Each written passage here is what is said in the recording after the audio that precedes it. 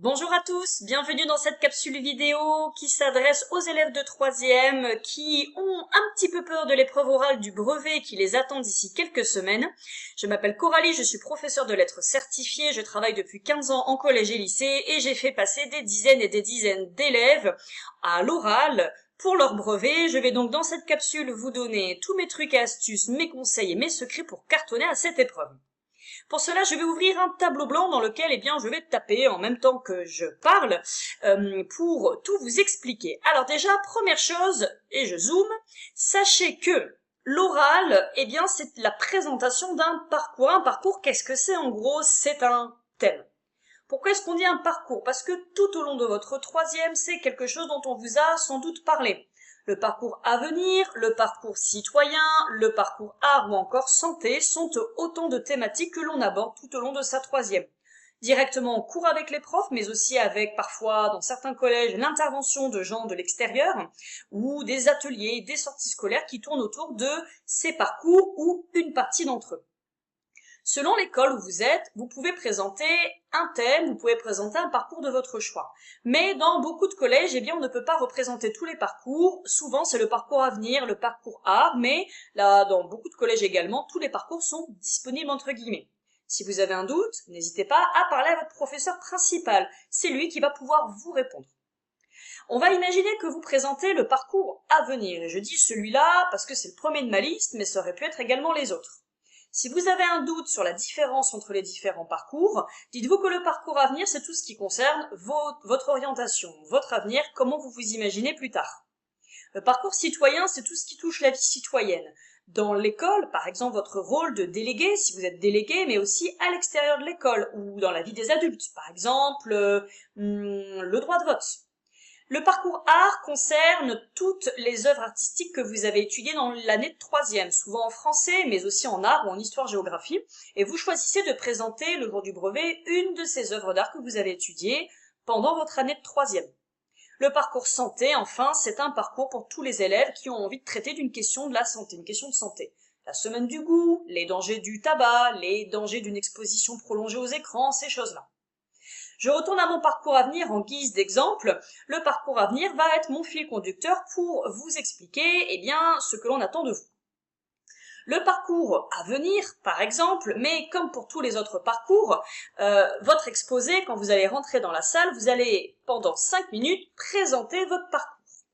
Je vais vous expliquer comment. Ensuite, s'ensuit un échange de 10 minutes avec le jury. Le jury est composé de 2 professeurs. L'exposé, pour l'exemple du parcours à venir, c'est, par exemple, vous présenter et puis, évidemment, nous parler de votre orientation. Ça peut être un métier qui vous fait rêver, mais c'est compliqué de trouver un métier qui nous fait rêver quand on est en 3e. Peut-être un domaine d'études qui vous intéresserait, et même si ça, c'est déjà un peu trop compliqué, un peu trop loin, parlez-nous peut-être de ce qui fait ce que vous aimez faire en dehors de l'école, vos centres d'intérêt, et ce vers quoi, peut-être après le bac, vous aimeriez vous orienter. On ne juge pas ici vos vœux d'orientation. On ne juge pas qui vous êtes. On ne juge pas vos choix, vos décisions. Finalement, je vous parle du parcours à venir pour vous montrer un exemple concret, mais le jury ne va pas s'attacher vraiment au fond de vos propos. Alors, faut pas raconter n'importe quoi. Mais quand je dis ça, ça veut dire que le jury ne va pas vous juger sur vos vœux. Par contre, si vous présentez le parcours art, par exemple, et que vous présentez, je ne sais pas, imaginons que vous avez étudié un autoportrait de Frida Kahlo dans l'année, en art, avec votre professeur, ou en français, parce que vous travaillez l'autobiographie. Alors là, quand même, le jury va être un petit peu plus attentif pour s'assurer que, vous présentez convenablement l'œuvre de Frida Kahlo, car là, c'est un petit peu du cours qu'on vous demande de restituer. Mais finalement, peu importe le parcours, le jury va surtout s'assurer qu'en 5 minutes, vous êtes capable de nous présenter un thème à l'intérieur de ce parcours, votre orientation. Je reviens à mon exemple parcours à venir. Moi, j'ai une élève de 3e qui veut travailler plus tard dans la mode. Cette élève de 3e, pendant 5 minutes, elle a choisi de se présenter au moment présent, de dire comment elle s'appelle, de dire ce qu'elle aime faire au quotidien, quelles sont par exemple ses matières préférées, et d'expliquer ce qu'elle veut faire plus tard. Le plus tard, c'est donc ses études dans la mode, mais pour autant, mon élève n'a aucune idée du métier en lui-même qu'elle veut faire, pas forcément styliste, d'ailleurs, elle ne connaît pas tous les métiers de la mode, elle se laisse le temps de découvrir cet univers, mais en tout cas, elle nous parle de son futur, et son futur, ce sont des études dans le domaine, dans le monde de la mode. Et puis mon élève, pour vous donner encore son exemple, après donc s'être présentée, avoir parlé de son orientation, de ses centres d'intérêt, de ce qu'elle aime faire en dehors de l'école, elle va revenir en arrière et présenter un petit peu son enfance, expliquer d'où lui vient cette vocation pour le monde de la mode. Mon élève, notamment, veut amener ensuite le jury à discuter avec elle, de son goût pour habiller ses poupées quand elle était petite. En gros, elle va revenir à l'origine de sa vocation pour la mode. Ça, c'est mon élève qui a décidé de parler de son passé, de son présent et de son futur. Mais vous pouvez faire une autre forme également à votre exposé, lui donner une autre forme. Une fois de plus, le jury ne juge pas la forme, le fond de ce que vous allez dire à ce niveau-là, mais plutôt votre capacité à vous exprimer.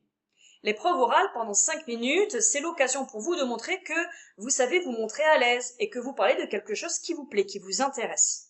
Personne ne vous a forcé à choisir ce parcours, encore moins ce thème-là. Personne n'a forcé mon élève à présenter un métier ou des études en rapport avec la mode. C'est son choix. Présentez-vous donc d'une manière agréable, soyez ouvert à l'échange, montrez que vous êtes motivé, intéressé par ce que vous racontez.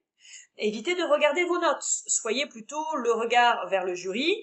Vous pouvez derrière vous, dans votre dos, évidemment, diffuser un petit PowerPoint si vous le voulez, mais ce n'est pas obligatoire.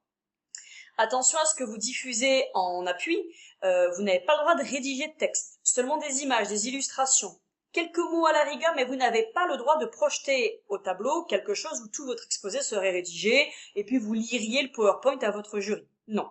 Donc ici, en fait, c'est pas vraiment tant l'exposé était incroyable, ce qu'il a dit était passionnant, c'est plutôt comment vous allez vous exprimer. C'est ça qui nous intéresse. Puis, l'échange a pour but de revenir d'abord sur vos propos, parce que ce que vous nous avez dit est intéressant. On veut aller plus loin. On veut reprendre quelque chose qui vous est familier. Par exemple, mon élève, si j'avais dû lui faire passer son oral, je lui aurais dit, tu me parles du monde de la mode, à part le métier de styliste, qu'est-ce qu'il y a comme autre métier dans la mode? Là, je vais m'assurer que l'élève a creusé son sujet, qu'elle a été curieuse, qu'elle ne s'est pas juste arrêtée à la stricte présentation de son exposé. Je vais lui demander après si elle s'est renseignée aussi sur la durée des études, par exemple. Et puis, je vais lui demander si les études sont difficiles. Si jamais elle ne travaillait pas dans la mode, qu'est-ce qu'elle ferait plutôt? Et pourquoi est-ce que travailler dans la mode aujourd'hui, ça peut être parfois compliqué? Pourquoi finalement, c'est un domaine un peu bouché? Peu de personnes réussissent à percer dans la mode. Et est-ce qu'elle a conscience de ça? Et qu'est-ce qu'elle en pense? Le but des questions n'est pas de vous piéger. Le but des questions n'est pas non plus de rentrer trop en profondeur dans votre sujet. Vous nous avez présenté un exposé pendant 5 minutes, c'est très court, l'échange dure 10 minutes. Une fois de plus, on veut voir si vous êtes capable d'argumenter. Argumenter, ça veut dire ne pas juste vous contenter de répondre oui, non, je ne sais pas. Vous pouvez répondre non ou je ne sais pas, mais derrière, vous devez argumenter. Montrez-vous ouvert à la discussion.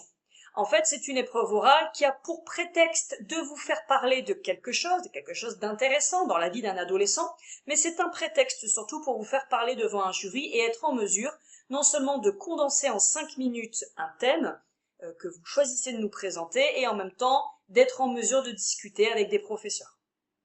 N'oubliez pas de dire bonjour quand vous rentrez dans la salle, au revoir quand vous partez, cela fait partie des règles de base de la communication, c'est tout bête comme détail. Bien sûr qu'on n'enlève pas de points à un élève qui oublie de dire au revoir parce qu'il est trop stressé, mais pensez-y. Cela fait partie de l'oral. L'oral, attention, une fois de plus, on ne se montre pas comme devant ses amis, on a une manière de parler qui est plutôt formelle, sérieuse, on évite les familiarités, on évite un peu tous les tics de langage, les les du coup, on dit beaucoup du coup en ce moment, on évite les hésitations, les qui n'en finissent plus. On évite aussi de connaître trop par cœur son exposé. L'exposé, vous ne l'improvisez pas, vous l'avez préparé pendant des jours, vous l'avez présenté sans doute à vos amis, vos parents, peut-être même à vos professeurs qui vous ont un peu aidé. Pour autant, vous ne devez pas réciter votre exposé.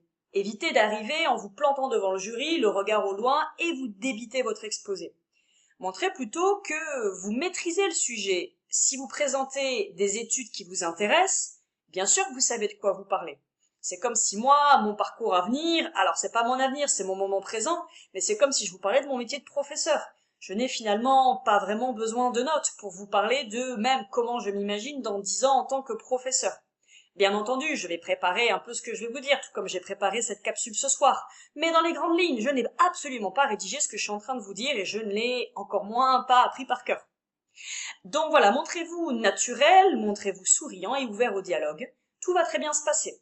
Nous mettons d'excellentes notes en principe à l'épreuve orale du brevet.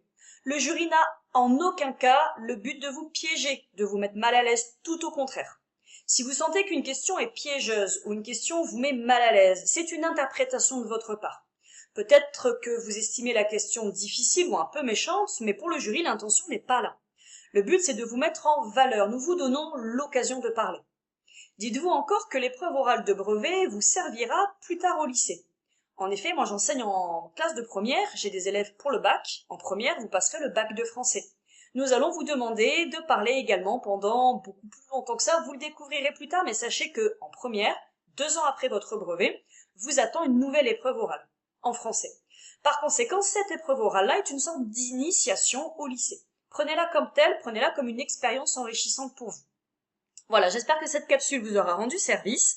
N'hésitez pas en tout cas à me laisser un commentaire dans les vidéos. Retrouvez-moi sur Facebook à Les Cours de Coralie. Sur ma chaîne YouTube, vous avez toute une série de capsules spéciales brevets. Allez les voir. Enfin, vous pouvez me retrouver sur mon site internet www.lescoursdecoralie.com. Vous y verrez tout ce que je propose comme cours en ligne et également il y a un petit formulaire si vous voulez m'adresser un message pour me poser une question. Je vous souhaite à tous bon courage dans vos révisions et ne vous inquiétez pas, l'épreuve orale et ces paroles d'une examinatrice et jury qui vous le dit, on met de très bonnes notes et vous allez avoir une excellente note à cette épreuve. Bon courage à tous!